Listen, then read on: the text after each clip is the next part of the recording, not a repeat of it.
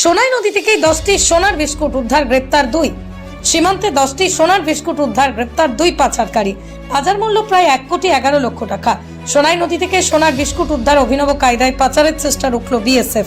নদীর উপর দিয়ে দড়ি বেঁধে প্যাকেট বেঁধে 10টি সোনার বিস্কুটটা, যার ওজন 1 কিলো 167 গ্রাম নিয়ে আসছিল সীমান্তের পারে।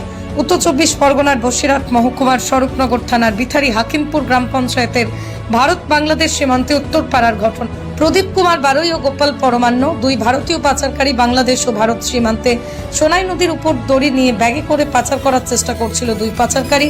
সেই সময় 143 নম্বর ব্যাটালিয়নের সীমান্তরক্ষী বাহিনী সন্দেহ হয়। দ্রুত গিয়ে হাতে নাতে 2 পাচারকারীকে আটক করে তাদের ব্যাগ থেকে উদ্ধার হয় 10টি সোনার বিস্কুট, যার বাজার মূল্য প্রায় 1,11,00,000 টাকা। এদের কাছ থেকে 2টি সেলফোন উদ্ধার হয়েছে। এদের বাড়ি হাকিমপুর উত্তরপাড়া। বিএসএফ সূত্রে খবর, এই সোনার বিস্কুটগুলো বাংলাদেশ থেকে ভারতীয় সীমান্তে পাচারে শ্রেষ্ঠ হচ্ছিল। তারপরে সীমান্ত রক্ষীর নজর পেরিয়ে এদেশে ঢোকানোর চেষ্টা করছিল। এর সঙ্গে আন্তর্জাতিক পাচার চক্রের যোগ আছে কিনা সেটাও তদন্ত করে দেখছে বিএসএফ।